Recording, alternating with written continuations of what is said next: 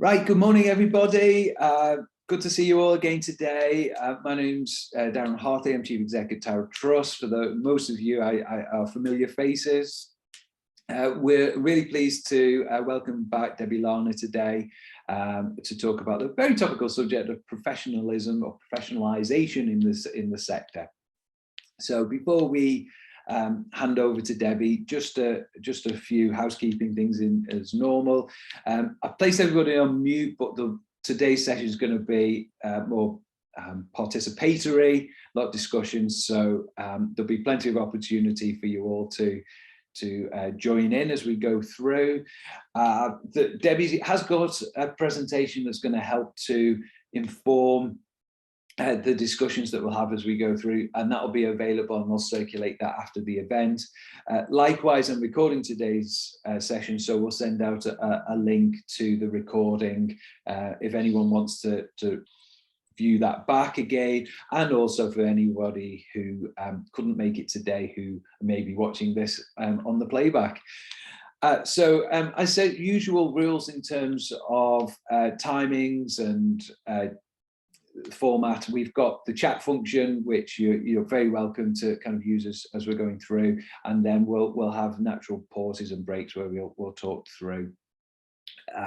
So I'll come back as we go through, but I'll go on to mute as well, and I'll hand across to Debbie now. So welcome back, Debbie. Thanks for coming to very, very topical subject. Thank you. And some of these faces I recognise from the webinar I did a few weeks ago, so it's nice to see people back. I didn't scare you off that much, I guess. So I'm Debbie, and I am passionate about professionalism. It's something that is really close to my heart. In my previous life, I worked at CIH, the Chartered Institute of Housing, and I spent a couple of years there talking about professionalism, talking about the importance of professionalism, and persuading CIH to help us create a set of professional standards for housing staff that looked at basic attitudes and behaviours of staff. And actually it was a bit ahead of the game, really, because attitudes and behaviours have become even more at the forefront of everything at the moment, and I'll talk about that in a little bit. So I describe myself as a bit of a professionalism geek, so apologies for that. As Darren said, please just jump in if you want to ask a question. Don't be shy. Ask whatever, whenever you want to ask it. We'll stop and we'll have a discussion. So I don't want this just to be talking at you, because that would be fairly boring for everyone. So I'm just going to share my screen, because I've got a few things I want to share with you, just to give a bit of context to this, really, and to start the conversation going with. So I've grandly called this Professionalism in Housing: What, Why and How. So I guess just to start off, just to get your thoughts about what you think professionalism is.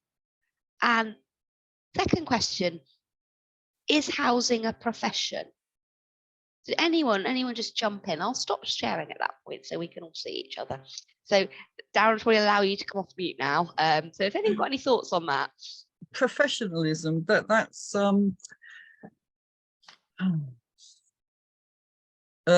is that with qualifications within the sector, and including attitudes and things like that, all rolled into one? Yeah, absolutely. I think qualifications are part of it. I think they're a way to demonstrate you've got a certain set of knowledge.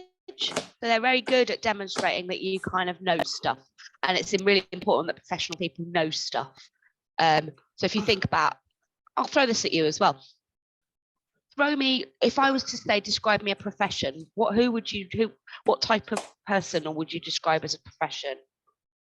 Not sort of person, what sector would you describe as a profession? I'll start you off, doctors. That's a bit wide, because really you'd want to turn around and say anybody that gets paid to do a job, who is normally, say, from supervisor upward, you would class as a profession, even though you could be a master trader and not be in a top job. So yeah, absolutely. Deb's got a hand up. Yeah, Deb, did you want to come in?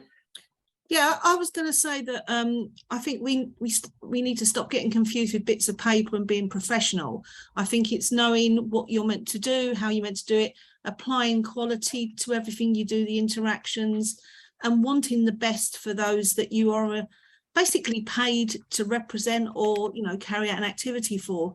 And I've worked in lots of different occupational sectors where people do and are very professional about what they do. They care. They want quality in it. They want actually to go home at the end of the day thinking they've done it well. Yeah. And I think sometimes we do get, and some employers get confused about, they've got a bit of paper so they're professional. No, that's as good as the moment you actually got a tick in that box.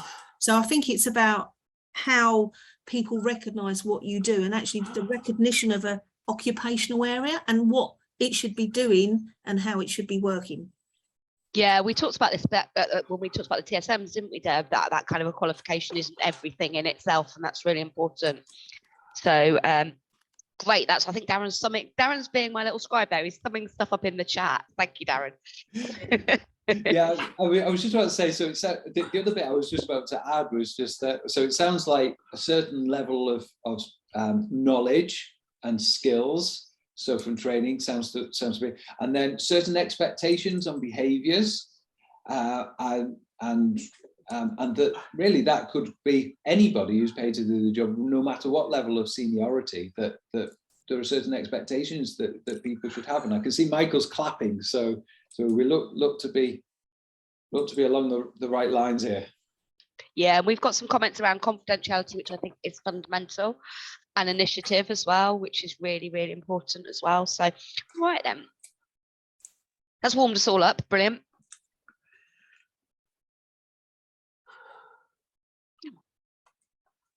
So this is kind of the kind of technical. If you look up in a dictionary or a thesaurus, it gives it a very grand kind of summary. So someone requiring specialist knowledge, sometimes academic preparation, or a calling, a vocation, or employment, which is what you guys said.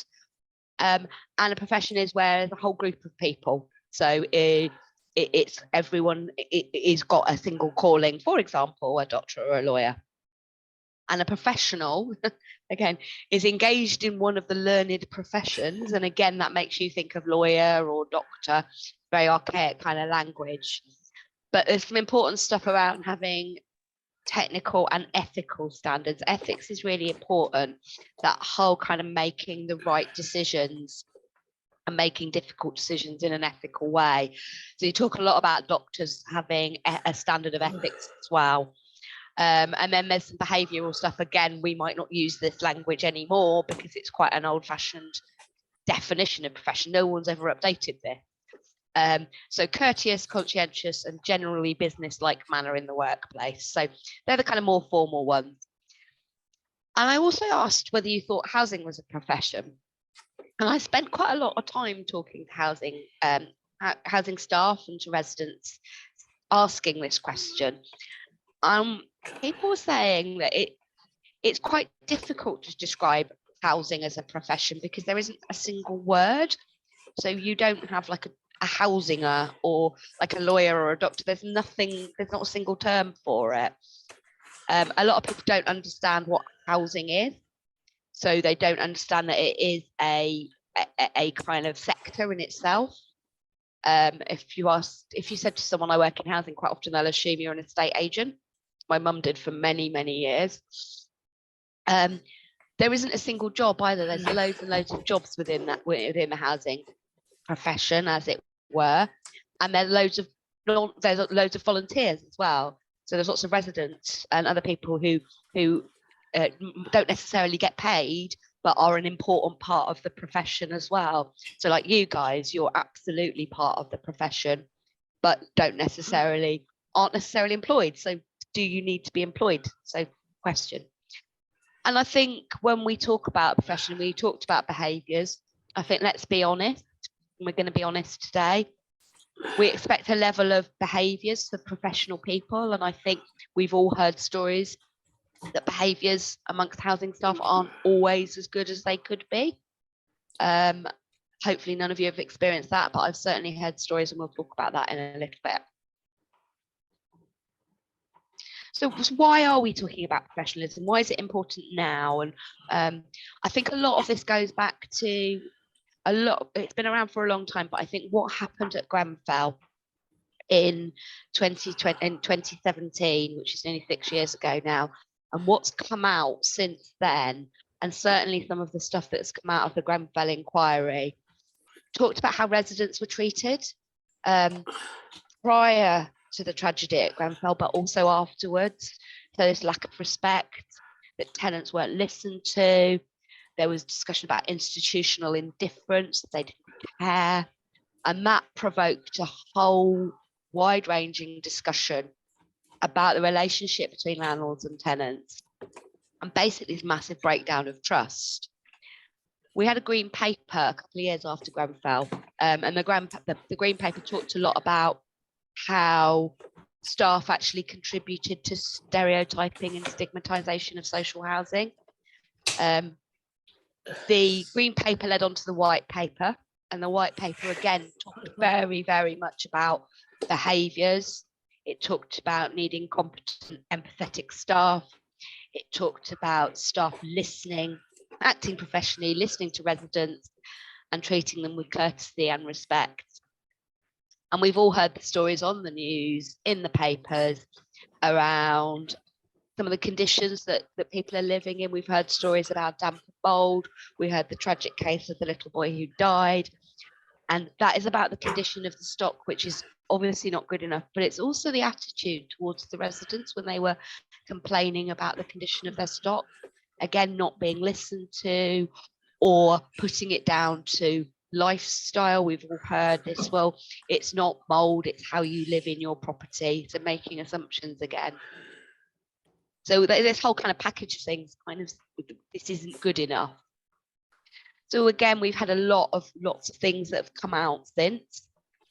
Talked about the social housing white paper, but what it did was put a whole range of recommendations about how residents should be treated, and a whole package of things around that. We had the grandly titled Social Housing Professionalisation Review, when government started to look at attitudes and behaviours, and tried to kind of understand, yeah, people who work in housing need some knowledge, but there's more to it than that. And they started talking about people conducting themselves in a professional manner, listening to what residents say, but not just listening to them, acting upon it. And these words, courtesy and respect again. So we've got a new, as a result of the white paper, we've got a bill going through Parliament at the moment that again is going to make real changes in housing, how housing is regulated, board. But interestingly, they're also going to include a new standard around competency, conduct and culture. So looking at attitudes and behaviours, and we're still waiting to see what that might look like, what the regulator might be looking for as well. Those of you who were here with me a couple of weeks ago will know that there's a range of tenant satisfaction measures that are going to be introduced from April. And an interesting one there is there will be a measure on respectful and helpful engagement. So that will be, again, really interesting. And that's a perception measure. How do you feel that you've been treated in a respectful and helpful way? And we had a piece of work done by the Chartered Institute of Housing and the National Housing Bed that again looks around a series of recommendations that housing associations, it says housing associations, but it's all providers really, that they should be empowering residents more and assessing their own performance against tenants' experiences. There's a whole range of things going on at the moment. So here are the words we keep hearing. Throughout all of this stuff, these words are peppered throughout. And they're all lovely words, aren't they? All words that we'd like to hear. But words are just words. And this is a bit oblique, but my gran used to say, kind words, butter, no parsnips. So I've got some buttered parsnips on the right. So, it's all very well to have words, but what do they mean if people aren't feeling that on the ground? That's my weird little thing there. So what we're still hearing And I don't know if this is familiar to you. Once I've done this slide, I'll stop and we'll have a discussion about it. But what certainly, Darren, things that you hear, this is things that in round tables that we've been told, and things I've been hearing over the last couple of years. But still, there isn't enough consultation on the key decisions that landlords make for a variety of different reasons. We're still seeing cost cutting, money saving. Grenfell was a real example of that. We see interventions based, so housing associations doing things based on assumptions that tenants are all needy or vulnerable. And we know that all tenants aren't needy and vulnerable. That's a massive assumption. And the word vulnerable in itself is quite a loaded term. Poor treatment, tenants being condescended to or patronised, not listening or acting on your concerns, judgmental behaviour. Again, this whole, I've talked about this a little bit, that poor conditions, lifestyle choices, ticking the involvement box. So everyone will have a nice, shiny resident engagement strategy, policy, but do they live it in practice? Do they actually embedded throughout everything they do? And we still hear about poor attitudes from staff about people who live in social housing and social housing itself. So I'm just going to stop there. Does that seem, I don't want to say is that your experience, because that's a bit of a loaded question. Do you think there is still a challenge out there? Brian? I worry about the legislative side where they talk about professionalism. For many years, I worked in the hotel business, and I interviewed a lot of people for reception. If I employed somebody who couldn't actually speak to people, who hadn't the ability to interact with somebody, they weren't going to be very good on a reception desk, because you had people coming in and out all the time. And I do worry that in some ways, when they talk about professionalism, they talk about this piece of paper, an NVQ or whatever qualification they decide, where I think in some cases, you've got a situation where you've got people who are going into housing, as in estate managers or housing managers, or being honest, even up to chief executives, who while they live in houses, they live in homes. The attitude that they necessarily have is not one which relates to tenants. And it does concern me that there will be an overemphasis on a piece where it really needs to be, and it has to be that empathy with somebody. You don't have to understand everything that somebody's going through, but at least having some empathy and not only listening, but being able to understand where somebody's coming from. You know, be it as an older person or a younger person, and have just understanding the complexity sometimes. And in some cases where you've got landlords have imposed a buffer between them and the tenants, and I'm talking about where I am in Almo. It's quite funny recently, the rent increase. It was the chief executive of the Almo who spoke about it, rather than the chief executive of the council, who's actually the landlord. And they put that buffer in place to stop tenants getting that input. And, you know, the decisions made by a cabinet, and it's nodded to by the council. So it's having that understanding of how things work, and giving tenants that information so that they understand what's going on. Yep. All really valid and well-made points, Brian. Thank you very much. I don't know what order people put their hands up. I think Sandy was next. Debbie, it's Sandy, then James, then Deb, and then Paul. I think when we had the tragedy with Grenfell, everybody was suddenly running to try and make up, to try and do these things that were coming out with green paper, with the white paper. It was massive. The whole sector was worrying about how they could be pulled up. Loads of disrepair cases then were suddenly coming out with the damp and mould. So the sector was literally in turmoil to try and put things right, to try and make it look as though they were putting it right. But as with the sector over the decades, we've now come to that flat point where they're sitting back and they're waiting and they're thinking, well, we're still here. And now they are beginning to become very condescending sometimes to tenants. And we've had examples of it coming out where somebody's has got hold of a back end of emails, and the talk about the tenant themselves is basically disgusting, so condescending. So that culture is still rife and it hasn't changed. It's coming back to what it used to be. And actually, if you go back, even with us engaged tenants, just over a year ago, things were far different and you weren't getting these same sort of comments coming as they are now. Thank you. Yeah, thanks, Sandy. That's really interesting here. And I think your point about everyone wants to make it look like they're doing the right thing. And it goes back to my fine words, don't butter parsnips, I think. So, sorry, Darren, who was next? James. Where James is next, then Deb, then Paul. Thank you. Listening with interest.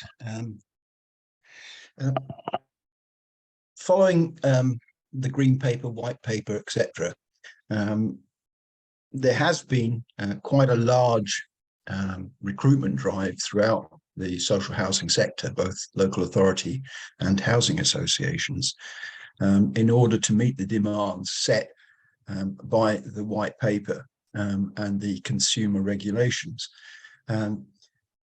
My question is, do those new recruits, often tenant-facing roles, do they need some form of professional training in order to gain the knowledge required in order to do the job? The Chartered Institute of Housing Level 1, most engaged tenants could probably pass that quite easily, because we have an element of knowledge. But for new recruits in their first 2 years of service, will be learning from colleagues. Those colleagues have often been in situ for 10, 15, in some cases 20 years, and they have particular ways of doing things. And it's not, I think, the best way for new recruits within the housing sector to learn from those people who have fixed views and ways of doing things, rather than looking at training, be that in-house or through the CIH. Thank you. Yeah, I think it's a good point. I think, again, qualifications are, the challenge of qualifications is they often teach knowledge, but they don't teach attitudes and behaviours. There is an apprentice model, which is much more holistic, that does look at attitudes and behaviours and knowledge, and it's a much bigger, and it's on the job training and stuff, and I think that's a much more complete version. But there's all that thing about continuous learning as well, and the point that Deb made about, it's, you get a piece of paper. I got my housing qualification 25 years ago, and I know I don't look old enough, but if actually I wouldn't, that doesn't qualify me to go into a housing organisation, be a housing officer. I just wouldn't be up to date. I wouldn't be knowledgeable. My skill set wouldn't be the right one, because I've been out of frontline housing for a lot of years. So anyway, enough of me. Right, I did write down the order here. Deb next. Okay, I'm coming at this obviously from a different point of view, because I work for a housing association, but I'm an employment and training officer. I come to this and I really learn a lot, because when I work with customers and I don't talk at them, I'm working with them in partnership, it really helps if I understand everything that's going on around them. I can't do this in isolation. I lived on a very large council housing estate just off the Old Kent Road for 35 years, and I was a rep for the London Borough of Southwark on the Neighbourhood Forum. So I come at this from the point of view as I understand how important it is to hear a voice of those that live in those homes. I was going to mention that if you don't care, no amount of professionalism is going to make a bloody blind bit of difference. It's just going to make no difference whatsoever. So I'm going to come at this from the point of view of when recruitment systems are put online, they're done on characteristics, they're done on point scoring. You're not necessarily going to get someone who's going to be the best in that job. You're going to get someone who fits a set of criteria because somebody's told the industry they need to be professional.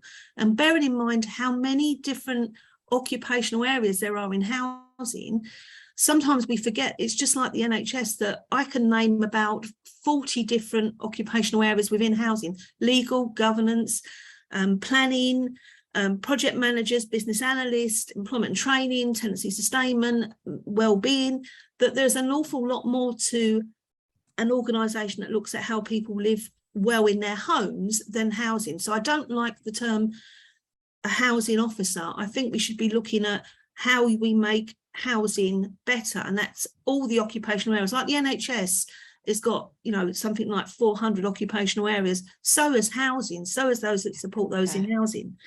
And I was going to say that the sector's not homogenous. How one housing association behaves, operates, functions is not another. And again, it's going to muddy the waters, because when we push these things through, we're going to assume that one size fits all. And we're going to be in danger of damaging those that are already doing it well, and actually changing the narrative for those that maybe are not. And one last thing, this push for getting everything online, chatbots, virtual, online, rent accounts. When you do that, what you're also going to do is allow another excuse for hiding interactions and how we get things done, because they're going to say, well, did you use this system? You know, and we're going to make the assumption that somehow it's going to make things better. And I think it's going to actually hide a lot of poor activity under the tip of the iceberg. Thanks, Deb. That was really insightful and helpful, seeing it from both perspectives as well. Paul, you want to come in? Who's going to tell Paul? He's on mute. That's better. Yeah. Brilliant. Yeah, I found the button. Brilliant. First off, I'm really pleased with what I'm hearing. But one thing that worries me, where we've got the new regulations and that coming through, we've got a new set of tick boxes. I'm worried about all this new thing, you know, empathy with the tenant. I hate the word customer. Empathy with the tenant and everything else. We're just shifting from what was done 15 years ago, ticking boxes. Oh, yeah, we've got some people on the panel, we've got this, we've got that. And now they're looking at targets and everything else. They're just shifting it from one side to the other. It's a political shuffle without taking the needs of the people that live in these houses into consideration.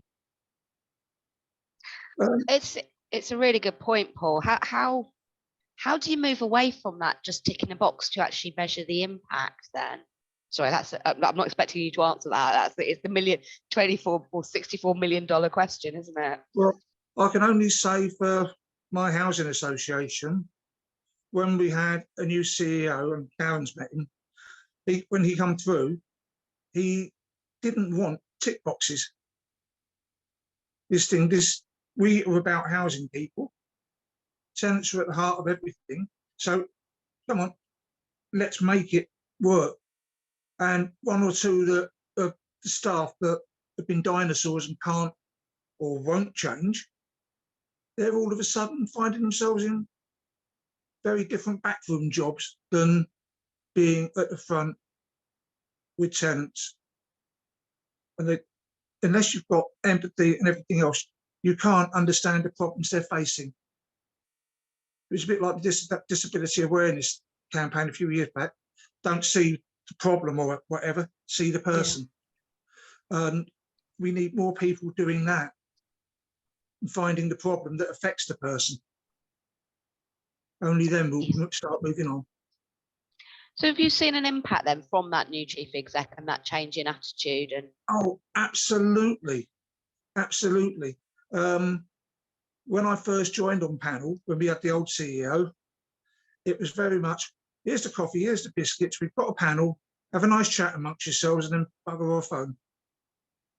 It was literally like that. It was called, internally, it was called the Tea and Biscuits Brigade. Now we've got Mark, where we run panels and that, all right, I'm the chair of our one, but his office is next door to where we meet. If I've got a question from the staff that I can't get an answer to, I nip out, and if he's not busy, he'll come into the meeting. He doesn't lay the law down or anything, but he'll try and understand what the point we're grasping, the other person's missing, and then he'll go away and come back with a solution. Yeah. I like that. Yeah, absolutely. And that's that point about it's not just saying they're listening, they're actively listening and doing something and taking it on board. Absolutely. I was just thinking, Debbie, what Paul was saying, it shows the importance that leadership can have. I was putting in the chat as well, the importance that leadership can have on organizational culture and approach all the way through the organization. And I guess it works both ways, doesn't it? In your experience, Paul, you've had really positive experience as a result of that change, but equally that could work the other way around, and it shows how quickly things could deteriorate and go the other way. Yeah, I mean, when he first joined, all the staff was, oh, we've got a new boss. But when the trades go out and he's there to carry, all up in uniform, to carry their toolbox around for the day. So he finds the trades problems as they're going. He's also talking to tenants direct and learns from them. To me, brilliant. Then he feeds back to us on the tenant panel, and we work that way. It's a very symbiotic relationship. I know we're very, very lucky, but good word. That's what we need. Just written down symbiotic. I think that's a brilliant word. Sandy's just written something really interesting in the chat. I haven't got time to read, but I will read it in a bit because it looks really, really interesting. So that's really helpful. Thanks, guys. That was really useful. Anyone else got any thoughts? Just pop back into. I think we're okay, Debbie. I think we're excellent. Ready to move on.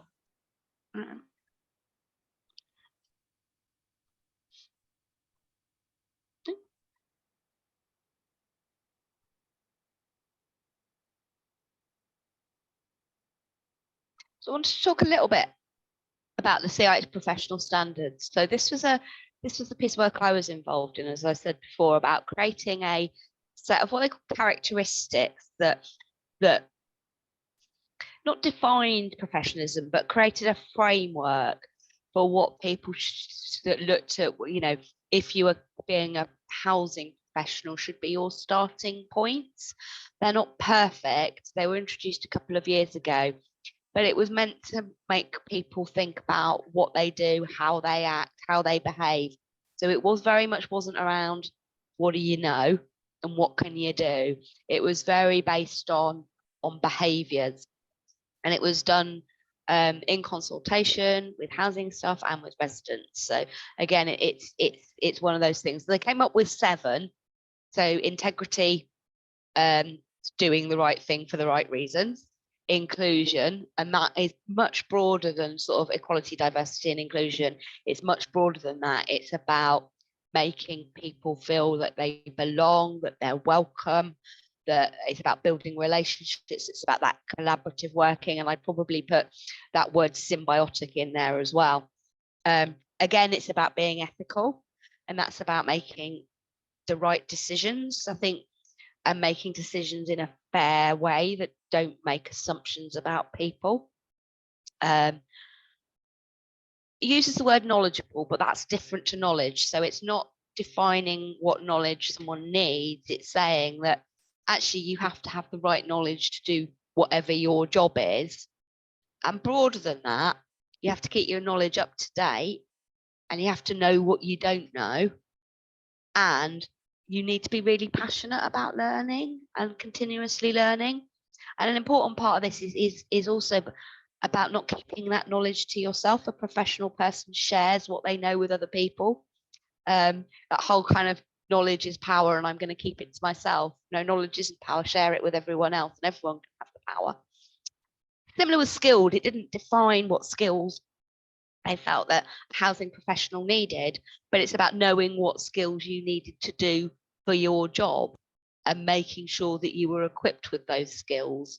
Advocate, and this is probably relating to that stigma stereotype point about standing up for housing, standing up for the profession, standing up for the housing sector, being an advocate, recognizing that, you know, and shouting about the impact that good quality social housing has on people's lives, on educational benefits, on health benefits, on well-being. And we, despite the stories we hear, and they are shocking, but social housing is the best quality housing in this country. It's the best maintained. And, you know, it's a great sector. It's a great place to live. It builds communities. And to be proud of that, and leadership as well. This wasn't saying that you need to be in a senior position, because leadership for me is not about seniority. Leadership, in fact, some of the most senior leaders in housing, you would question whether they demonstrate leadership. There's those kind of things around taking people with you, thinking outside the box, being flexible and adaptable, those kind of leadership qualities rather than being a leader per se. These were the standards that were developed by CIH, and that housing organisations, housing people who work in housing kind of hopefully aspire to, and there's a range of kind of tools and methods. But equally, before I move on to the next slide, all of that is great, and it might mean that you're a brilliant colleague because you act with integrity with your colleague, you act for advocate for housing, you demonstrate leadership. But if residents aren't seeing that behaviour, if it's only sort of kept within the organisation, you're a fabulous colleague, but you're still not that respectful for residents, then it's not good enough. So I think there needs to be, Darren and I've talked about this quite a lot, there needs to be something else that makes this all about tenants and residents, because you're not doing this for the sake of doing it. You're not being a housing professional for the sake of doing it. You're doing it to make a difference and to make an impact on people. So question for you, and I'll just put that there and then I'll take it off. What kind of, how do you want to be treated by housing staff, contractors, partners?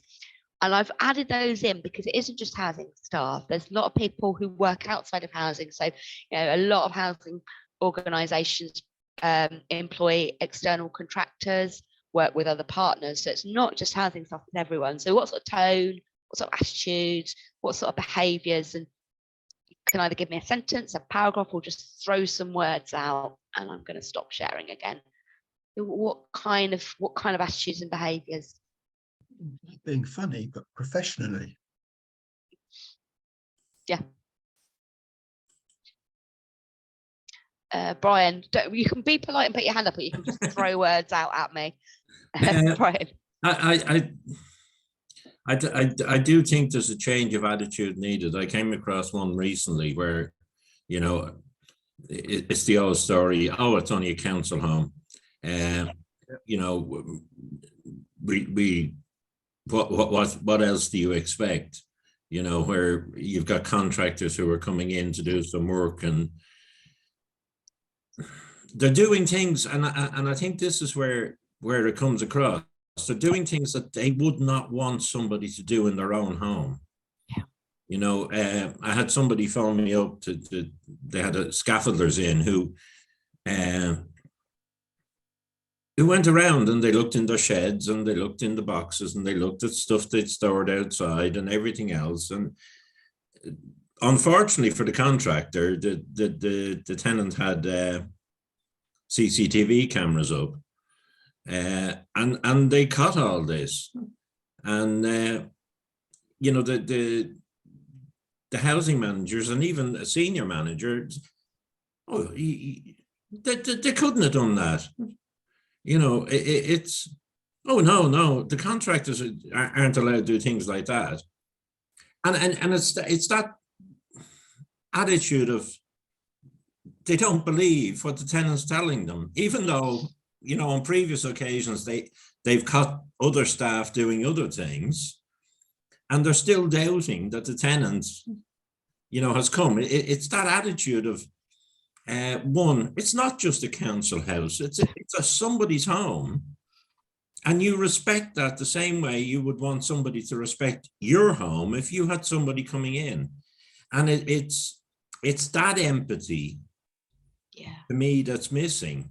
But Brian, I was going to ask, do you not think part of that is, I'm going to raise another point here, that if they had to deal with those individuals, they can't be bothered to deal with the fact that someone's done something they shouldn't have. So rather than deal with the issue, which is theft, whatever it is, whatever's happened, they would rather defer, you know, push that back to you, because then it makes their life easier.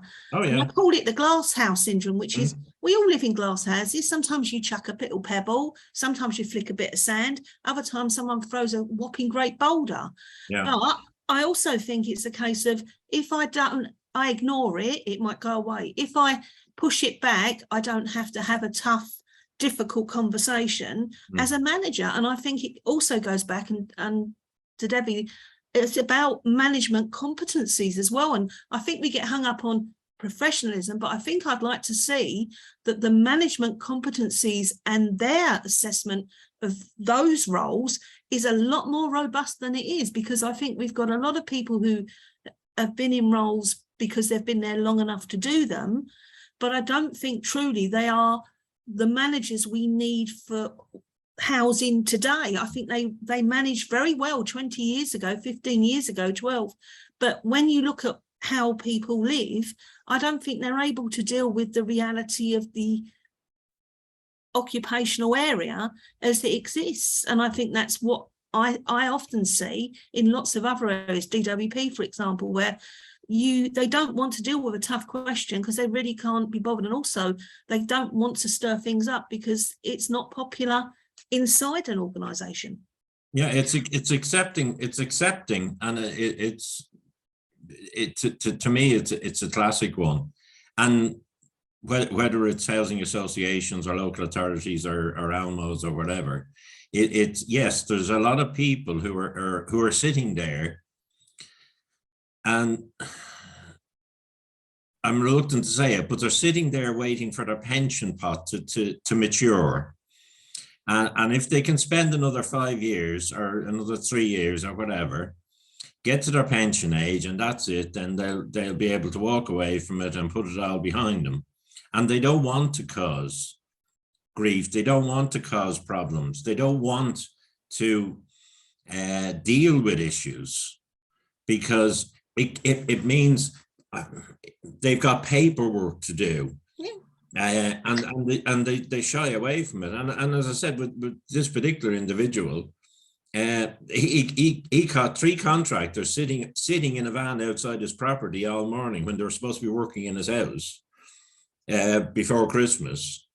And then he finds that, you know, they've got somebody coming in, putting up scaffolding, going around searching, you know, looking through all his stuff, which is in his garden, in the sheds and everything else.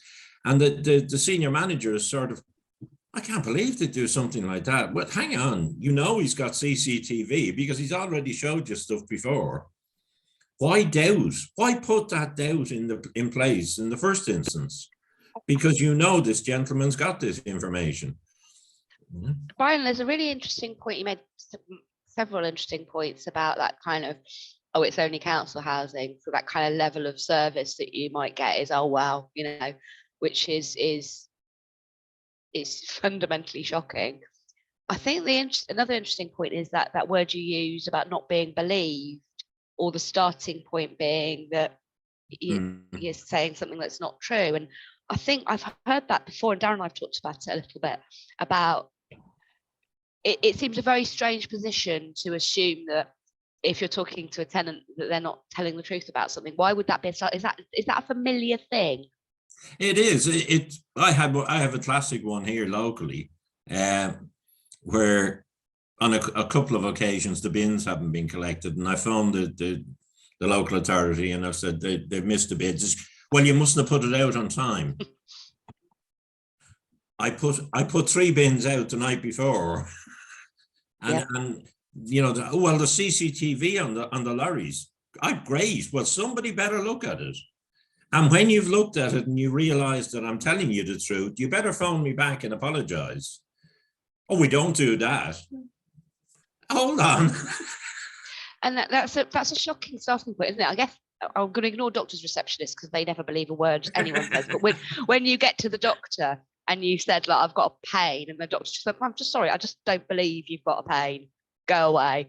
And it just wouldn't happen, would it? No. And it's really interesting that that's something that I've heard a lot.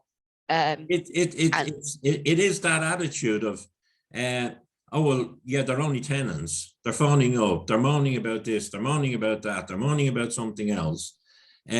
Well, they're just tenants. It's, you know, it's like the whole practice with complaints.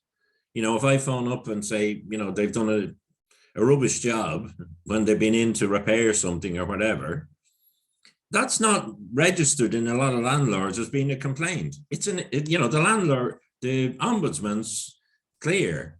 An expression of dissatisfaction is a complaint. Did we not forget, though? I'm going for a big question in here. Did we not forget, and I often say this, that housing associations were endowed with what they've been given. And actually, you tenants, whatever, you know, residents, whatever anyone wants to call them, and they all have different terms, actually you own it, and you did own it, and we've got a long way. We've forgotten that they were endowed to do one thing, and that's to ensure that those homes are the best they can be. They're looked after, and I think part of where we've got to today is we've lost that. We've forgotten that. You know, what are housing associations? What should they be? Shouldn't we go back to the beginning? Shouldn't we actually look at what they were asked to be when they were started and they were endowed with these homes? And you're right, which is, I also hate stigma, and I hate the narrative that's around social housing. You pay rent, you're a renter. I don't talk about people who live in Dockland who pay, you know, £4,000 a month for a penthouse as social housing, but essentially they're paying rent to someone who's a landlord. We need to change the narrative. We need to change the script, if not destroy the book. But we also need to remember that housing associations were endowed. They were given these businesses. And I think that really that's where we need to go back to say, look, without us, you don't exist, and we're paying you salaries. So actually there's a bigger conversation. So it's, like you say, white paper's lovely, but it might hide what's going on. But again, a lot of people I work with actually live in our homes, they live in someone else's homes, they rent from whoever. And I think that changes the nature of how we regard those we work with, which is there but for the grace of God is me in that house. How would I want someone to deal with me? What would I expect someone to do the job to what quality, and leave them happy and healthy in their own homes? And I think we've just gone too far down a path social housing was never intended to take. In a lot of cases, what you're saying there, Debbie, is the housing associations in particular, rather than the Almos and councils, they're looking at their balance sheet. They're looking at their profit and loss accounts. They've got to ensure that they have a surplus to pay back loans they borrowed. Or even retrofit, Brian. Yeah. Retrofit. Government said retrofit, and yet they've allowed developers to build poorly for the last year, 2, 5, 10, 20. This is not new stuff. A house that, you know, is cold was cold 20 years ago. It's cold 50 years ago. Again, all of these things are being imposed. Someone's got to pay. It's not going to be the government. So you've got a push-pull factor on how anyone who's in housing is going to have to fund that. And unfortunately, that's muddying the waters of professionalism and how you deal with customers and actually what comes next. Yeah, point taken, guys. Can I bring Cyril in? He's been really patient. So Cyril, can I bring you in, and then I'll bring in Sandy. Thanks, Brian and Deb. That was really helpful. Cyril, you need to press your mute button. I can probably do that for you, actually. I've done it. There you go. Yep.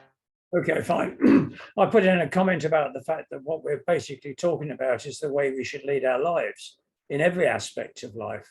But this latest discussion, though, I remember when I was on the face-to-face with the very long-established housing association, which had never had any organised tenants before I came on the scene to some extent.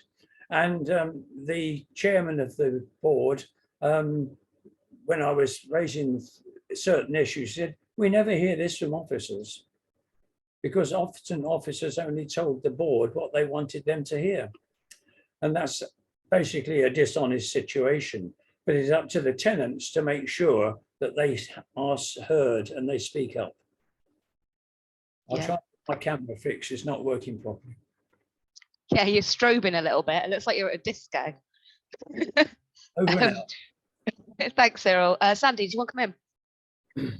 Yes, going back to what Deb was saying about the past and that, just looking at damp and mould, tenants were always told it was their fault. Sorry, it's your lifestyle, your fault, you've done it, you clean it, throw your windows open, chuck your heating on full. That's all they were told. Those people, nothing's been done to address the past of that situation. So there you have an avalanche on the tip of the iceberg waiting to come through, because those were the people that were made to feel awful, useless. It was their fault.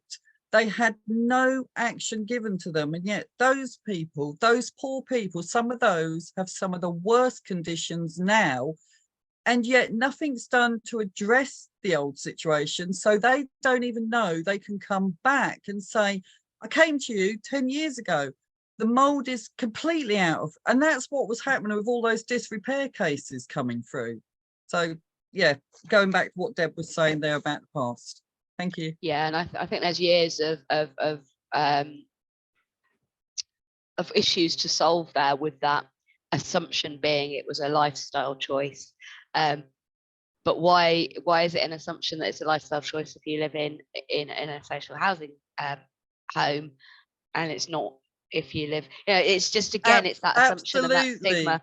I don't know if you've seen it, but the ombudsman, the housing ombudsman, did a report. It was October 21 now, actually, that said it's not lifestyle. It's looking at the issues of damp and mould, and it actually called it it's not lifestyle.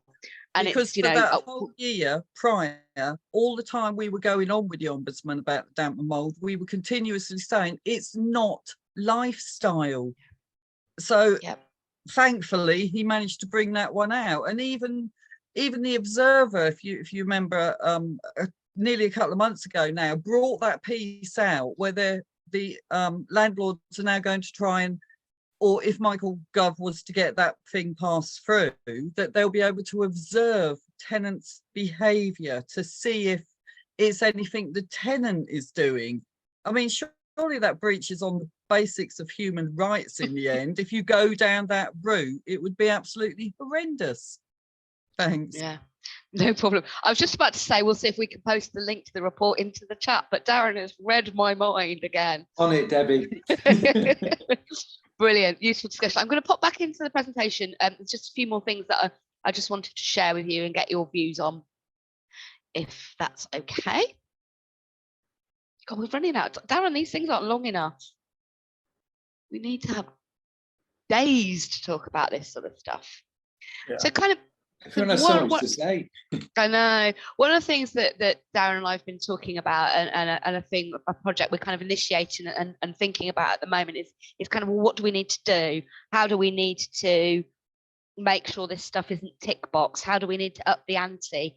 How do we get landlords to start to look at their performance against experiences of the residents, understand what's important to residents, break down those barriers to effective engagement, the things like trust and honesty that just, you just go, I can't be bothered anymore. I'm not getting engaged. I'm not getting anywhere. To make sure that the right attitudes and behaviour are embedded throughout the organisation, and everyone knows what they look like and what they don't look like as well. And actually, rather than just talk about these lovely words like respect and honesty and empathy, which are all brilliant words, to actually make an environment where they're actually real, and to really actively challenge some of this really pervasive stigma and negative stereotyping. So we that's our sort of starting point on this. So I'd like to introduce, this is hot off the press. So we're thinking, we're looking to work around developing a programme for landlords and their tenants, which we're calling Respect for All, which is about doing all of those things that were on that previous slide. So learn, agree, and embed these positive attitudes and behaviours that aren't decided in the boardroom by senior management who decide what that looks like, but are decided in mutual agreement between the organisation, the landlords and the tenants about what good looks like. That's kind of that's our aim and our outcome. So a starting point of this, we're looking to develop we've got a working title of charter, so a Respect for All charter that kind of sets out the attitudes and behaviours that all staff should sign up to being, and all residents have agreed with those staff that they are the right thing. So what we wanted to do is create a starting point for that, recognising a couple of people have made the point that all landlords are different. They're different sizes, they have different purposes, they're made up of different ways. So we don't think a one size fits all approach works for this, but we wanted a starting point that organisations could then work with their residents to create something that works for them, and then do some workshops with tenants and with staff to kind of get everyone to think about this and create something that works for them. And then again, the point that was made about tick boxes again, something that actually helps understand that actually the impact of this, what difference it actually makes. Going back to the point that one of our colleagues was saying earlier about actually the change in culture, having a new chief exec changed the culture, and it's changed the environment. And that's kind of our aspiration, to have that kind of culture change. This is what we're thinking about. What we started doing was looking at the CIH professional characteristics. We'll probably take them out in the end. But these are some of the things. We've done some road shows. Also, this is our kind of collective intelligence we've brought together around talking to housing staff and talking to tenants about what they think is important. So these are some of the kind of, you'll have a chance, and I think the best thing, Darren, you'll send this out to everyone afterwards, so you'll get a really good chance to have a look at these statements. And what I would say to you, have a look at these statements. I'd love to have all afternoon to work through with them with you, but we haven't. Have a look at these, have a think about whether these are the right things. Interestingly, you'll see sort of 2/3 of the way through, we've put believe what you are telling them. And it's really interesting because there's a really interesting thing there. But what happens if someone's making something up, or there's a big antisocial behaviour thing, and someone's saying that this person's threatened me and they didn't? But our view there is the starting point should always be believing. But isn't that life? Shouldn't you sort of give everyone the benefit of the doubt until they prove you wrong? These are kind of things. These are some of the things, some of the statements that we think that you should be able to say, this is what I would expect from housing staff, contractors, partners, anyone working. This is what I expect from them. So just to give you a chance to just have a look at those kind of statements. Debbie, whilst everyone's been given a chance to kind of have a look through what we're putting on the screen, I'm aware we're short on time, but if anybody who's taking part in today thinks it would be of value to kind of get together and have a session to discuss the contents, the wording, the language, if we've missed something out, then we can set a session up and do that. So let us know. And what we'll do in Yeah. the post event materials, I'll ask if anyone wants to just drop me a line, and we'll set something up to talk Yeah. through. And we can workshop these, we can get into groups, we can talk about them in a lot more detail. So again, we've got things about, and people mentioned this, about having a professional relationship, being transparent. Hopefully these actually represent some of the discussions we've had today, which are really good. Being really clear what someone can do and what can't be done, rather than giving you the running around, going, yeah, we can do that, and then not doing it. Wouldn't you rather know someone can't do something at the beginning? Things about, again, not making decisions about you based on assumptions or stereotype or the property you live in, asking for your views, just being accessible and easy to deal with. It's not too much to ask. There's something about language as well. We talked about language earlier on, and tone of voice and use of jargon. Things like people refer to people's homes as units. We have 10 units. It's not a unit, it's a home. You know, that sort of language is really unhelpful. Sorry, Cyril, do you want to come in? Yeah, just a quickie. A long time ago, when I was starting off as a probation officer, I was visiting an estate, and I was looking around, and I saw a lady in the street, and we had a little chat. And I asked if there was a tenants association in the area, because it's something I'd been involved with anyway, elsewhere. And she said, that's not for the likes of us. So we've got to build up our own self-esteem. That's a really interesting point. And actually, don't shoot me, sometimes tenants are the worst at stigmatizing other tenants as well. There's a sort of hierarchy there. So there's that lack of self-esteem, but also a little bit of guilt there as well. Yeah. So again, got some statements, but a really good point, Cyril. Thank you very much. And then again, you know, this is all, maybe it's what we don't want is to be a motherhood and apple pie. We want it to be proper statements that actually, if you feel that someone isn't doing these or treating you or acting in a way that doesn't reflect these things, that you have something to say. Well, actually, you signed up to this. You said that you were going to treat us an X, Y, and Z, and actually you're not. This is kind of hopefully how we want to use it.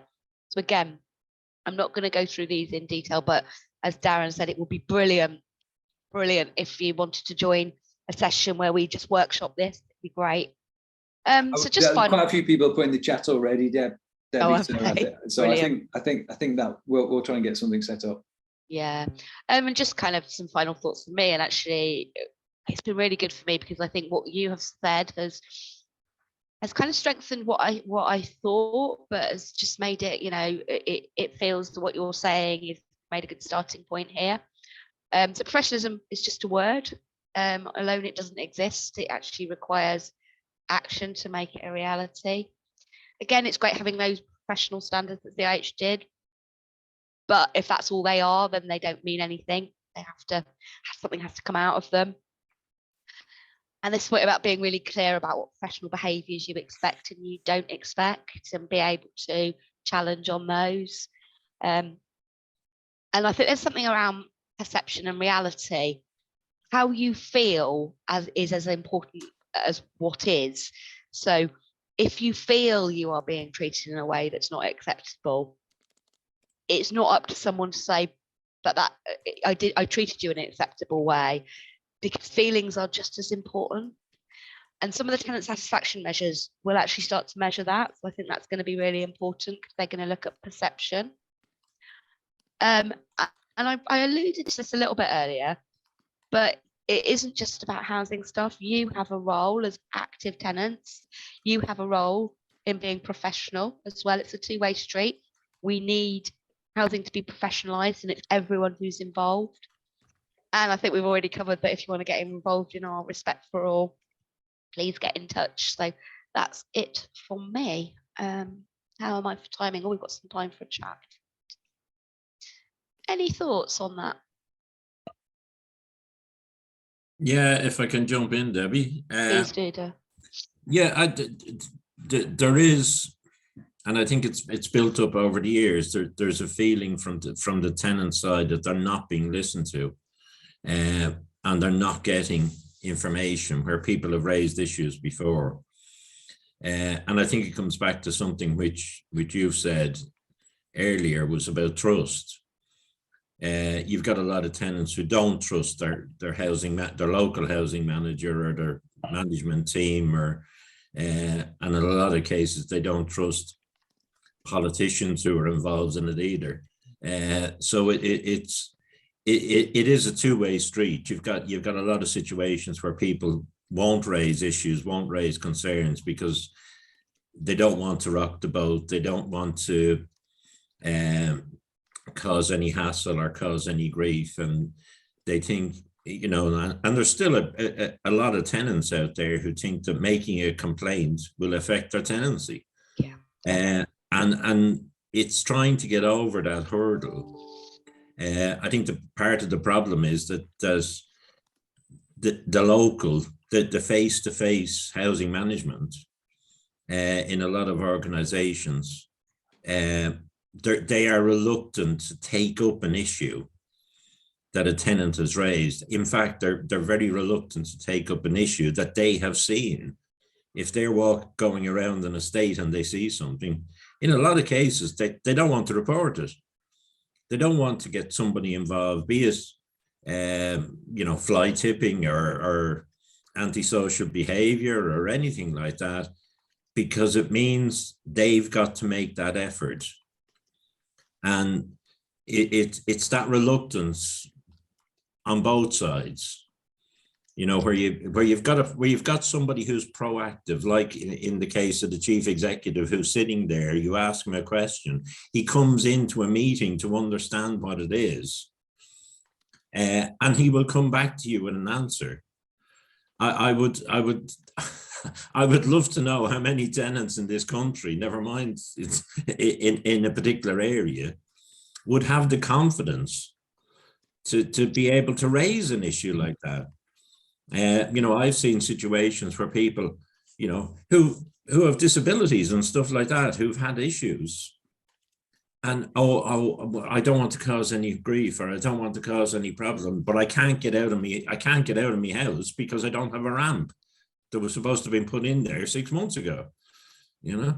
So I think that's, yeah. You've got all that. It does work both ways, and I think until the housing associations or landlords generally start paying attention and doing something about concerns that tenants have, you will always end up with that problem of nothing gets done. Thanks, Brian. I think that's really interesting, that whole kind of fear of not raising something because of fear of losing your tenancy or some repercussions. Can I just bring James in? Thank you, Debbie. And thanks for the presentation. Really interesting. Do you think that Respect for All will be tenant driven or landlord driven?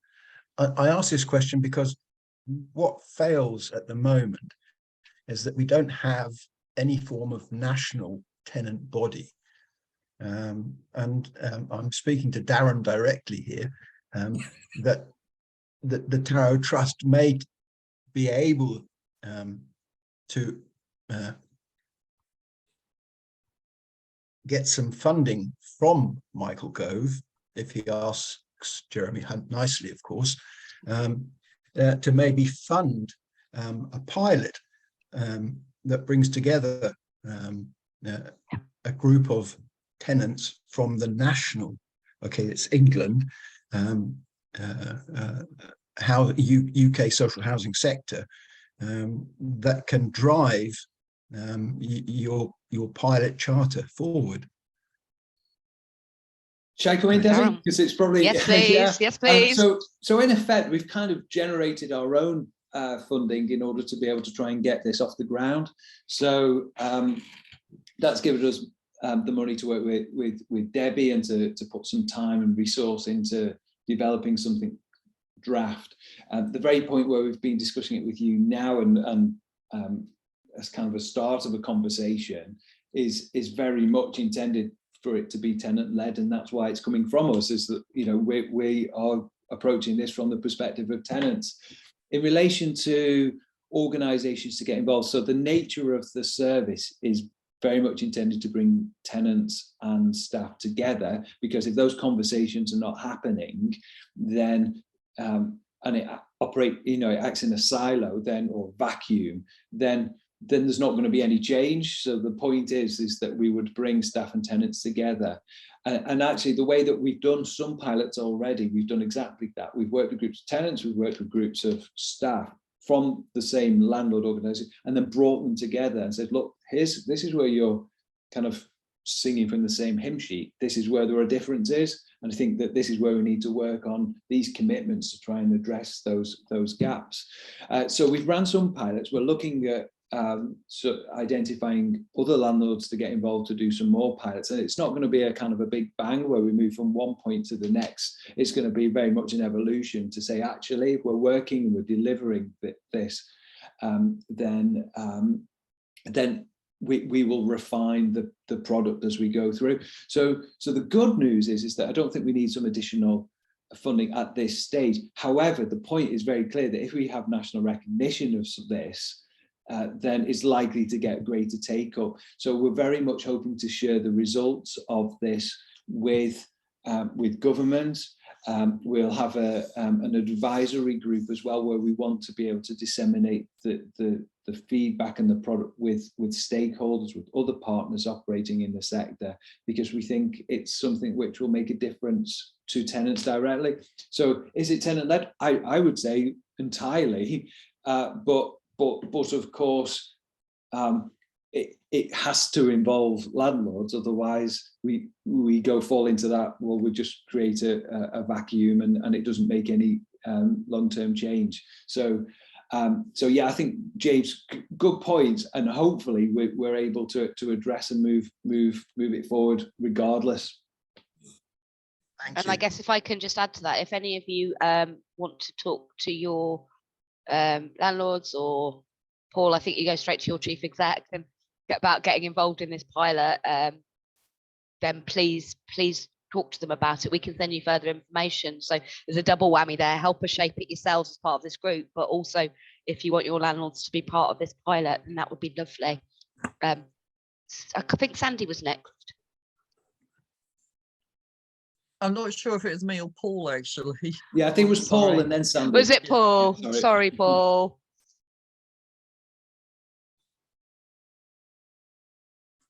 Okay. First thing, Debbie, if you get the information to me, I will put it on our CEO's desk as soon as I get it. That's what we like to hear, isn't it, Darren? Yeah. Not a problem. And Brian, you were saying about how we interact with our CEO and everything.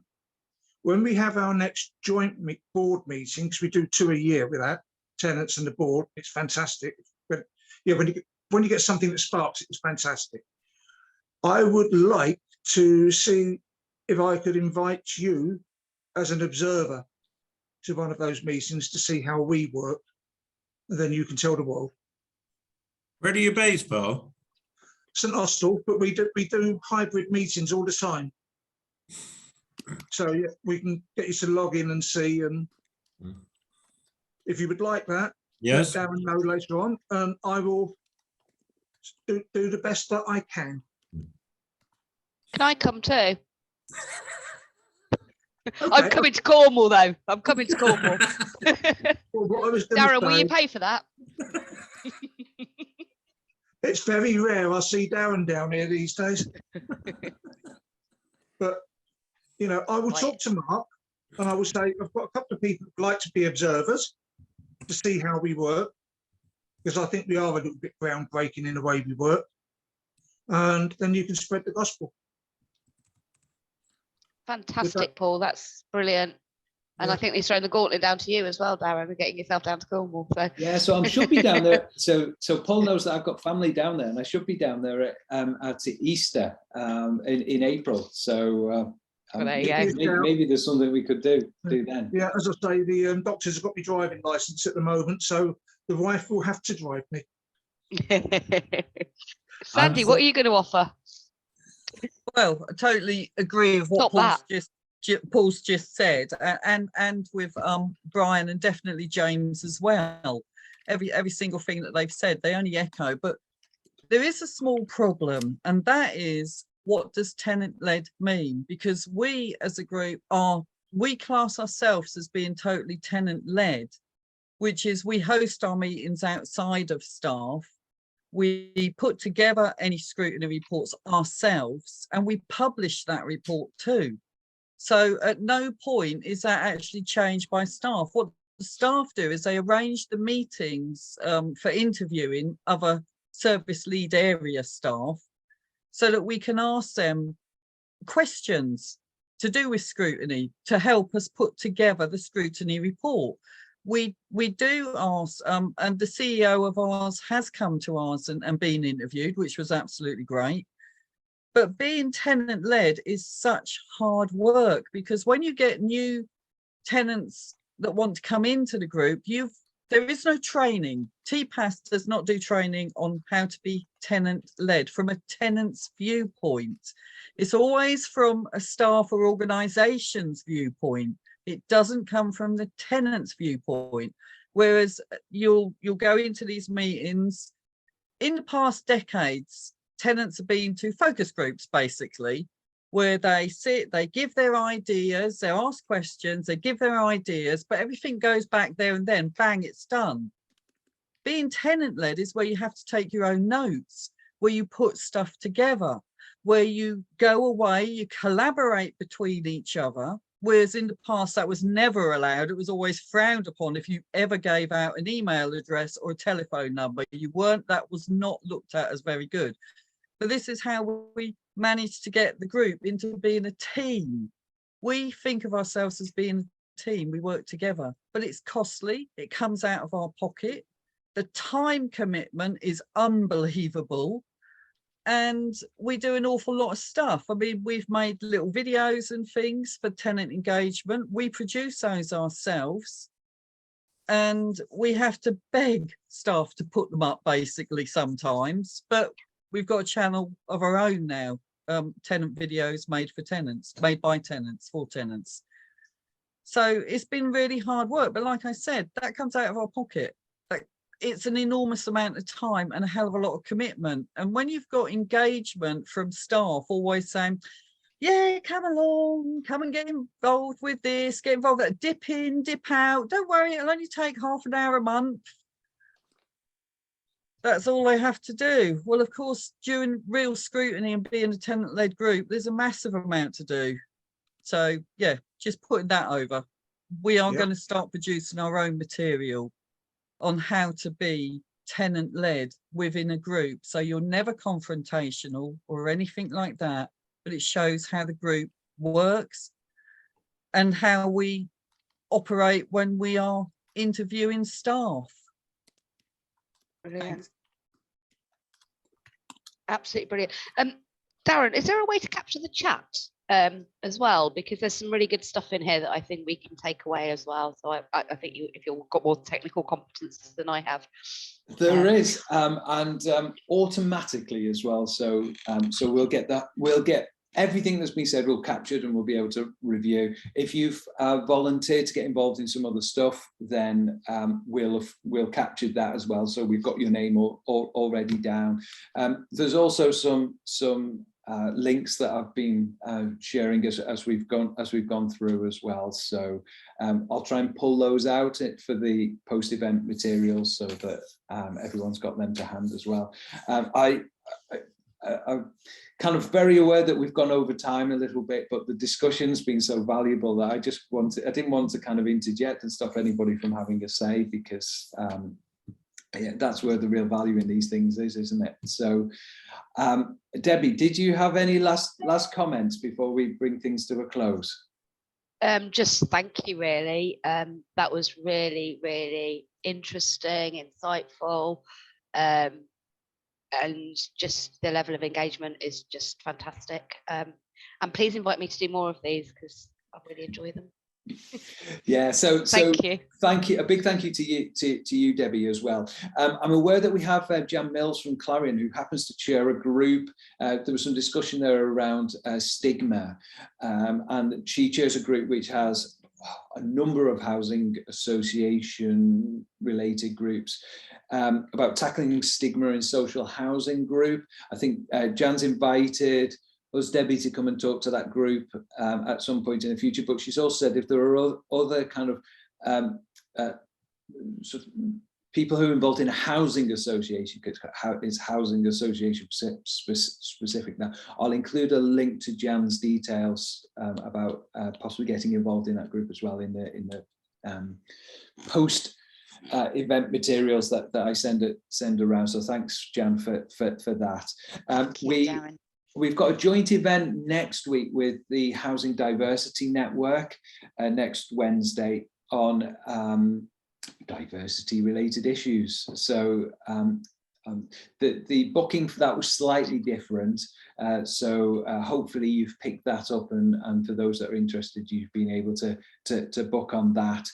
We've not gone live yet with announcing the next one that we're doing alone, but that's actually going to be fairly soon on the 8th of March about rethinking allocation practice. So a newsletter will be going out in the next week or so, and we'll include a link to that as well. So I think that's enough for my wrapping up. Thank you very much, everyone, for joining today. I hope again it was useful for you. Apologies for overrunning a little bit, and look forward to seeing you again next time. So thanks very much, everyone. Good to see you. Bye now. Bye-bye.